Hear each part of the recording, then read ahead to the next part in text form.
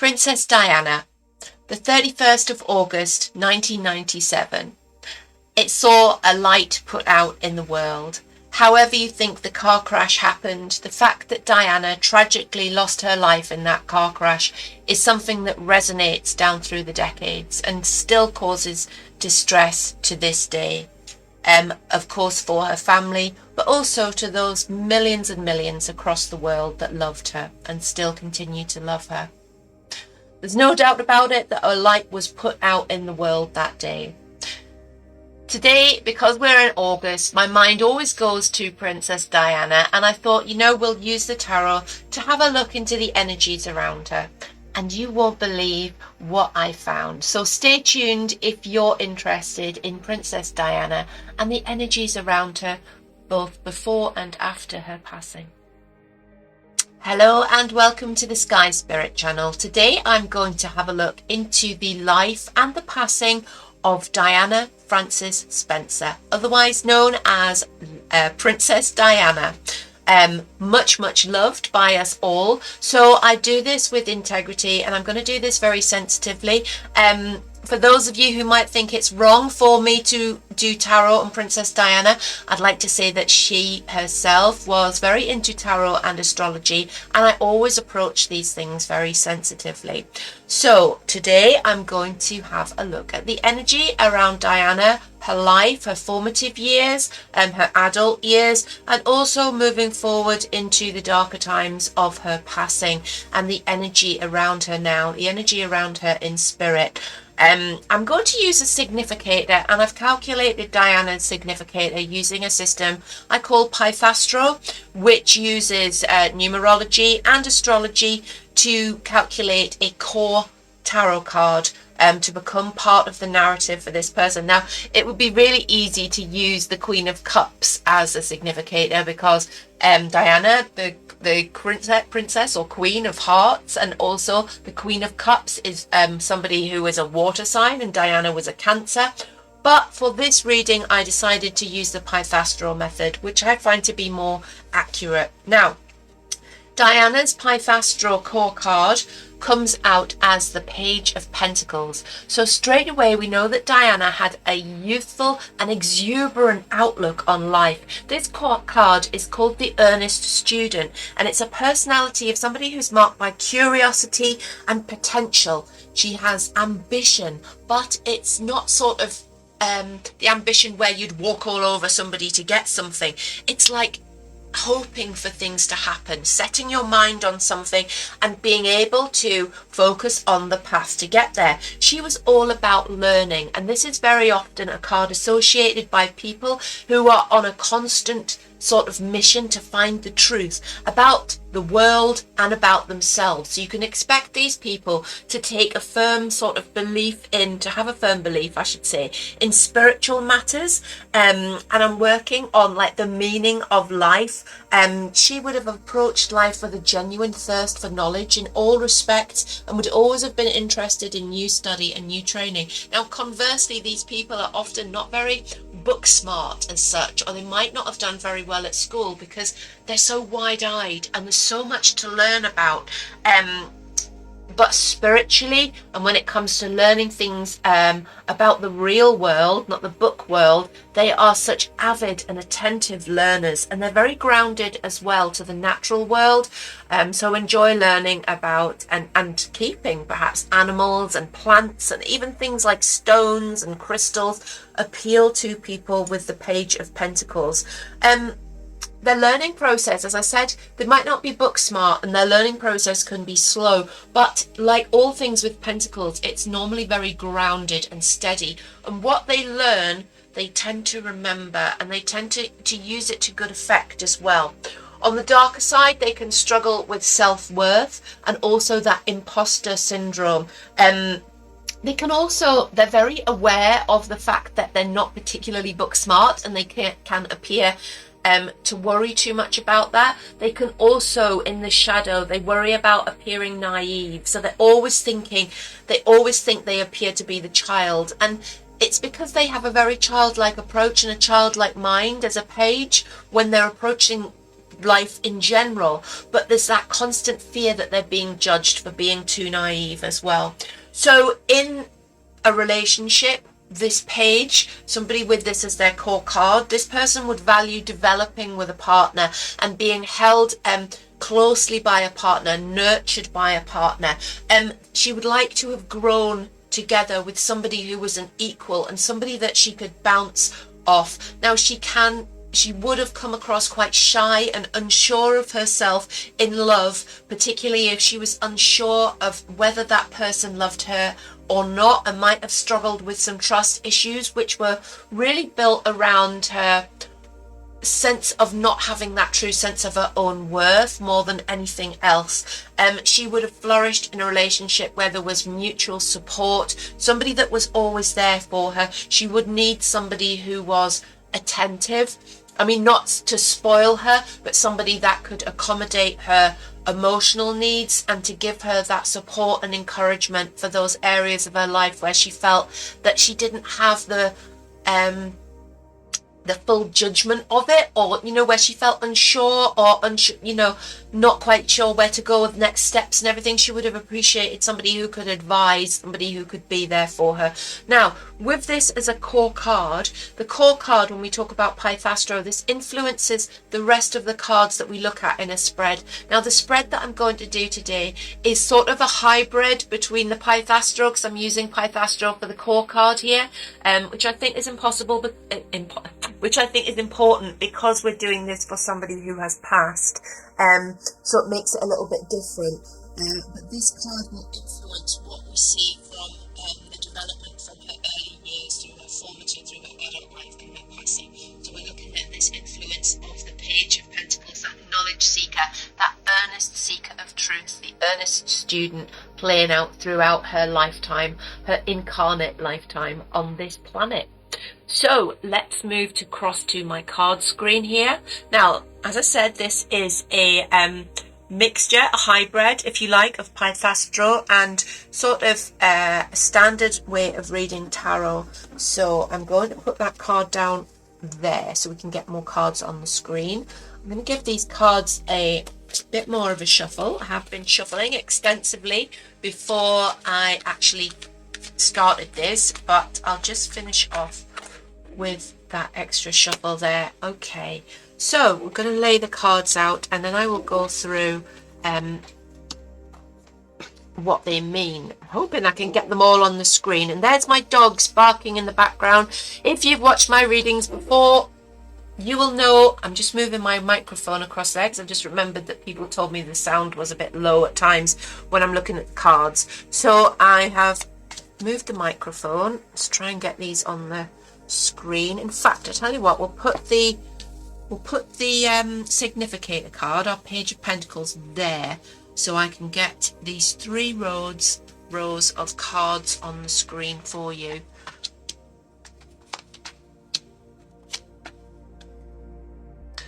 Okay, right. So this first row of cards here looks at Diana's childhood and really formative years. So we've got a sense of there's a lot of competition around her, and I feel like in her family she may have had to compete for a place or compete for the love of a parent. It feels like it would have been the mother who was perhaps the more sort of less easy to access parent, because we have the king that takes a position there in the spread, but I'm missing the queen, I'm missing the mother.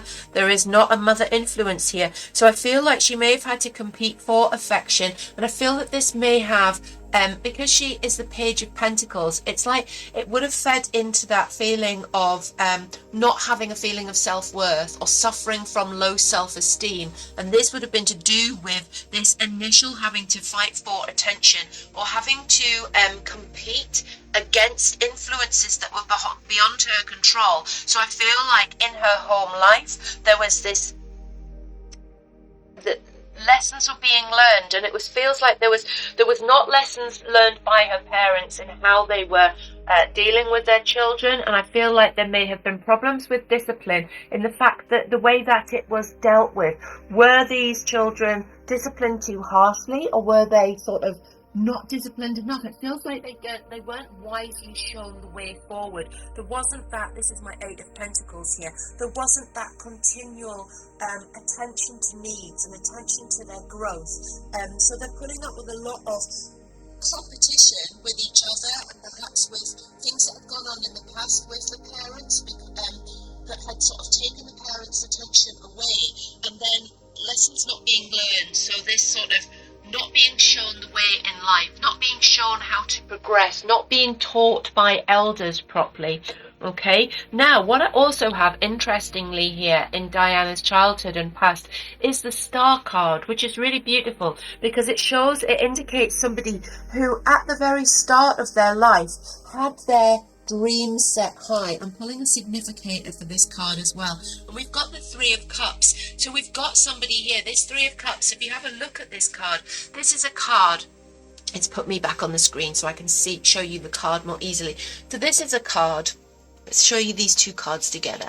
The Star and the Three of Cups. We've got somebody who had high hopes. She had a plan. She wanted to achieve something from a very early time in life. See, there's stars up here. This is her name in lights. She always wanted to do something quite important. She always wanted to achieve something quite important. And I also get the feeling that there's a lot of joy there as well. And she aspired to be this person who was able to go out and enjoy herself. It's like, you know, she had planned to have a life that was filled with parties and joy and meeting people, and she just had high hopes. You know, like I see somebody who would have done that whole that you do when you're a child, you know, playing dress up and getting dressed up as the princess or as the you know, in the wedding dress, and like thinking about what your future partner would be like and what your future life would be like. That's the Three of Cups, that feeling of promise. And that's another thing with our Page of Pentacles. Remember, that page is her core card,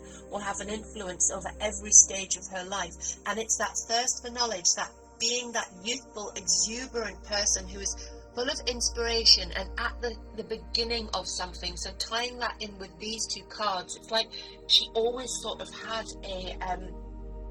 a joyful expectation of life. She expected to be happy. She expected to achieve great things, and she expected to have a wide circle of friends, to socialize. She looked forward to adulthood. You know, when you're as a child and you sort of think that as adults we're like constantly having parties and doing what we want, and we're out with all our friends and we get married to the best people. This was her to a T. This is her naive Page energy, and at this time I believe she was most suited in ages, because she's the Page as well. The time of her life when she felt most comfortable in her skin was childhood, because she lived as the Page. She did not question the future. She had these expectations of happiness, this Star card, this joyful sort of looking forward way of being and expecting great things to happen. So this would have been the best time in her life, from a sort of perspective of when did she feel that she was most herself? When could she be most herself? With her being the Page, that would have been childhood. But there's also this darker area here. Let's put you back to this screen, where we see this competition around her, having to compete for attention, and the fact that she wasn't shown these lessons. She wasn't shown the way forward or the right way to be. I feel like this might have well be attached to that missing maternal influence, because as a female child, then it's often the mother that you receive the most guidance from with regards to issues of the heart, your physical changes with your body, how it is to be a woman. I feel that that was missed from her. So her childhood, although happy and full of expectation, I believe was lacking in those ground rules and those ideas that give us that way of moving forward into the later times in life with more ability to cope as things sort of expand, because as you become older, as you become an adult, you have more responsibilities, of course, and I feel like she may have been lacking in that advice. Now this moves us on to that sort of next stage in her life, which is her sort of teenage years, her moving into adulthood. And what we see here is the Wheel of Destiny. And this is really important because it's tied in with 2 court cards. So we have a reversed Knight of Pentacles, but we also have a King of Swords, okay? So I feel like Destiny put her with the Knight. Now, we all know that she married Prince Charles, okay, who became the king, all right? But I'm showing you here this spread and reading it as is. The reversed Knight is and the Wheel of Destiny together. Let's just put me back on the screen so I can show you these cards closer. This is about Destiny stepping in. This is about the Wheel of Fortune, the meeting, that destiny, the way that she met her future king, that future king, I should say, the prince, all right? It was destined. It was supposed to happen. But I feel like it was put in motion by third parties. I feel like it was instigated by other people. It was other people who put the bits of the jigsaw together to make it happen. They put this Wheel of Destiny into motion. It was more like she was more still in this 3 of Cups phase. She was still about enjoying herself and enjoying her childhood. Remember, she's the page, so anything that becomes a bit serious sort of conflicts with her page energy. And this talks of structure. It talks of events unfolding and unfolding pretty quickly. Now this ties her with the prince, sorry, I'm saying the prince because that's a Freudian slip. It's the Knight of Pentacles, but he's reversed, okay? This feels like somebody who wasn't particularly interested in the relationship. Is it somebody who was particularly slow to warm? That Knight being in a reversed position isn't forthcoming. This isn't, say if we're looking at the Knight of Swords here, we'll be looking at somebody who was passionate, full of wanting to woo you with words, wanting to just move quickly. Knight of Wands, even quicker, loads of fire, loads of passion.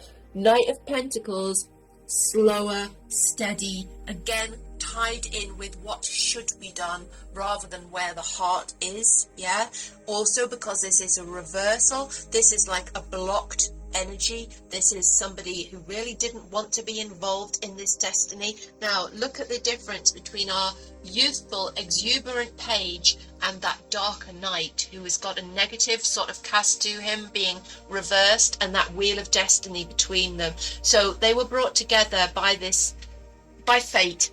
Yeah, it was supposed to happen by fate. It was instigated by other people.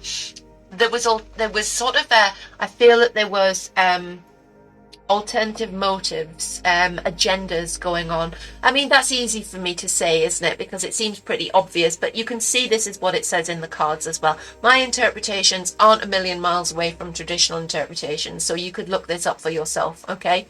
But we've got the Wheel of Destiny intervening, and we've got a Knight here who isn't really feeling it with her at all, even from the start, even from this period of her life. Let's just put that significator back down, and we'll move on to the King from this time of her life. So pretty soon in this relationship we get interference and a disruptive influence by a king, by somebody who's good with words, by somebody who takes charge of this relationship with this Knight, okay? So there's a male influence or a masculine influence steps forward. Now, the way that I'm going to interpret this, now bearing in mind that I have the benefit of knowing a little bit about this story and knowing a little bit about the royal family, so I'm not reading blind here, but you can see that these are the cards that have come out.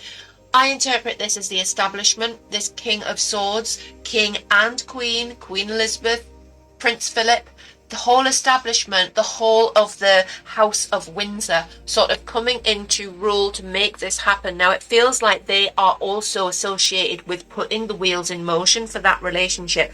I'm going to pull a clarifier on this. All right, so we've got a High Priestess. I'm going to pull another one, and we've got a Queen of Swords as well. So this couldn't be sort of clearer to me. We've got both the King and Queen of Swords. Now, that's as clear as day can be. Prince Philip and Queen Elizabeth and the institution, okay? Not necessarily them as people, but the institution of the royal family. And we've got the High Priestess, who is alternative, okay? This is going to be a significator for Diana at this stage in her life. She is somebody who is deeper. She's more of a thinker. She's somebody who believes in intuition. She's somebody who isn't as practical and as like forward as that swords king and queen and institution who were all about the mental, how do we go forward, what do we do. She is more of the like sort of dreamy person. The high priestess sits by a pool of deep water, and she is most at home when she's thinking and feeling, and the king and queens of swords are about doing and moving forward. So I feel like they clash, don't they? There is conflict there. Now there's also conflict with her page of pentacles. Remember her core significator. This is somebody who's youthful, who looks at things, who likes an adventure, likes things to be new, perhaps likes to seek knowledge and try things as they come along. Team that with our high priestess here, and we've got somebody who's becoming deeply involved in spiritual things, who perhaps is taking up spiritual pursuits herself. And we know that she was into astrology and tarot and things like that, but this is really indicated by these cards here. But I see this clash continually here with the institution, who would have found that really weird and difficult to deal with. So even at this stage, we're seeing that it becomes like she becomes difficult to deal with. Now that high priestess card is often seen as somebody, a female, who is quite awkward because they're alternative. Imagine, remember how the witches were burned. That's sort of signified by that card. It's that femaleness that becomes uncomfortable for institutions, particularly patriarchal institutions like the royal family. So that would have been very uncomfortable for them and for her, and particularly with her page energy, which is that vibrant and childlike energy which drove her forward throughout her life. Now I'm going to move on to the sort of later part of her life now, and then we're going to look at some counting and some significators as well. So what we have in the later part of her life, let's take you back across to this screen. We've got her as the Hermit reversed. Okay, so this is her starting to feel incredibly isolated by the situation around her. She feels like there is not a way forward for her. It feels like her high priestess is being really repressed. It feels like her page of pentacles, again, repressed by this isolation, this being kept away from the people that she loves and the people that she wants to be with. And I see here what we also have is the Nine of Cups reversed. Now this is the wish card. It's like seeing this card in context with this one, and particularly the next one as well. I'll pick this one up as well for you. We've got the Emperor with the Nine of Cups reversed in between them. This is somebody who's not getting what they wanted out of life. This is somebody who's feeling that they are isolated. This card is called the Wish card. If it's up this way, it tends to mean that you're getting what you want. It's like the wish come true. When it's up this way, what we see is this hope for a happy life from Diana's childhood, where she felt most comfortable in her page incarnation, she becomes so disillusioned with it, because this directly contradicts that. The isolation, that's the opposite of the Three of Cups. That isolation, changing from socializing, being happy with other people, to being isolated and not able to be with other people. We've got her feeling unfulfilled. She hasn't achieved her dream. That is like the opposite of the Star. Okay, so at this time in her life, she's starting to realize that she's gone down the wrong path entirely. And what we have here as well is the Emperor. So we've still got this sort of feeling of authority going on around her. So even though she knows that she's gone down the wrong path here, she's still being controlled by this institution and unable to break away. Now, I'm going to move these cards so that I've got some more room. So we're going to put the I'll put this on the screen so you can see. We're going to put these over here with the significator.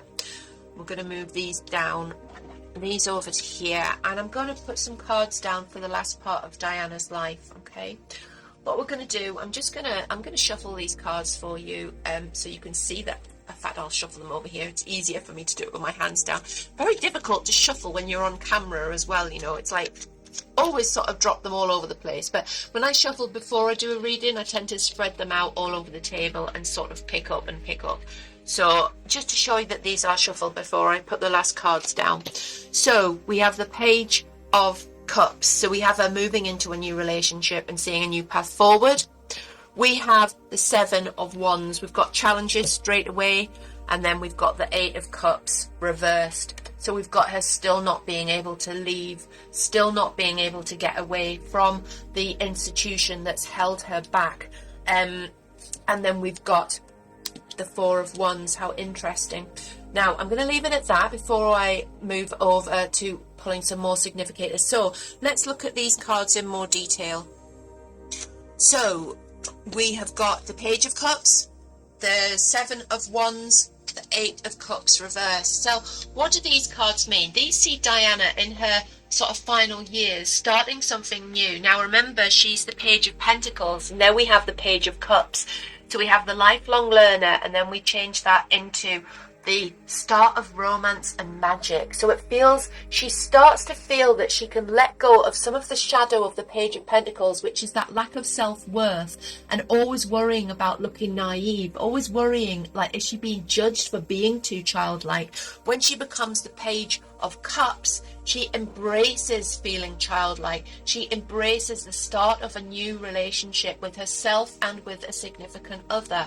All right, but there's still these challenges that befall her. This Seven of Wands talks about challenges to her sovereignty, challenges to who she is, challenges coming from people around her who want to unseat her, who want to put her to the bottom of the pile for whatever reason. Okay, so this new relationship with herself and others that she's finding, she's still under attack at this point. Okay, and then sadly we get the Eight of Cups reversed, which talks about the fact that she's still very much not able to walk away from these challenges. This card, I would love to have seen this at that in this orientation, at this point in this reading. That would have shown her walking away from her troubles without looking back. However, I feel that she was still very, very tied to these problems with this institution. Now, the interesting card that I pulled finally there was the Four of Wands. If you know anything about tarot, you'll know that this is a marriage card, and I feel that Diana was heading for a new marriage. Now I know that it's been speculated, and it's also been sort of poo-pooed. What is another word for that? That's such an old-fashioned word. It's been sort of debunked, we'll say, that she was either engaged or going to be married. But I feel like I really feel like it was discussed, because this Four of Wands in this position as her outcome is a really strong indicator. And I pull a clarifier there, and I've got the Four of Swords reversed, which talks about the lifting of these tensions and action being taken. It's like recovering after a long illness. So I feel like this line of cards here, this top line, really sees her finally coming out of herself, finally starting down a new path, both in how she saw herself, getting over potential struggles from the past. Yes, she was being held back by the institution, but I feel like she was fighting back, and I feel like there was marriage on the cards, because the time of illness and sickness and exhaustion was coming to an end. So I feel like that would have been a really good ending for her. So it's very, very tragic that she actually lost her life at this time. And I'm going to pull another clarifier for her for a final outcome here. So again, I'm just giving the cards a quick shuffle here, and we'll just pull one more outcome card for Diana. Okay, and we've got Inner Strength. All right, and I think that personifies the strength of this woman. Even after her passing, her legacy has been that strength, which is instilled in her children, and it's also instilled in the many charities, the causes that she supported, and the way that people can still take inspiration from the life that she led. So I think there are lessons to be learned about holding on to that joyful expectation in life and keeping that positivity, and the fact that people can be downtrodden and they can be controlled. Things can happen that are beyond their ability to control that hold them back from true happiness. But the sad lesson here is that finally Diana had learned to let go. She'd learned to become the Page of Cups, to move forward, to take that new path. There was that marriage there, or a committed relationship. It was there for her, and sadly she was taken. But I think her legacy still lives on strongly. If you've enjoyed that mini reading, please subscribe to my channel. If you'd like to see the full Pythastro reading for Diana, which will take a lot longer, but it's in a lot more detail, then let me know in the comments, because I'd be happy to do that if there is people that are interested. So let me know if you've got any suggestions for people that you'd like to see me read for. Then please let me know. If you'd like your own reading, please go to skyspirit.co.uk, where you can book me for your own tarot reading, or you could purchase a gift card and get one for somebody else. You can also join me live on YouTube 10:30 a.m. Monday, Wednesday and Friday, and that's UK time. So I hope to see you there, and take care of yourselves and stay weird.